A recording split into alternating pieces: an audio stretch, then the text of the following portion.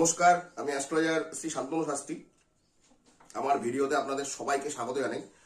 আজকে আলোচনা করছি ছাত্রছাত্রীদের নিয়ে। আমি এখন কিন্তু একটি পরীক্ষার মরশুম চলছে, সমস্ত রকম উৎসবের শেষে ছাত্রছাত্রীদের এখন সবচেয়ে জরুরি যে উৎসব, যেটার উপর বেস করে বা ভিত্তি করে তারা ভবিষ্যতে সামাজিক উৎসবে যোগদান করতে পারবে, সেটা হচ্ছে পরীক্ষা।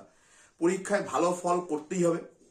মেধা অনুযায়ী তাকে তাকে কিন্তু সেইভাবে তাকে খাতার মধ্যে ইন্টারপ্রিটেশন করে দিয়ে আসতে হবে, খাতায় সেইভাবে লিখে দিয়ে আসতে হবে, এবং সেইভাবে সে তার কিন্তু মেধা তালিকা তৈরি হবে, সে নাম্বার পাবে, সে জীবনে অগ্রগতি, তার জীবনে অগ্রগতি হবে।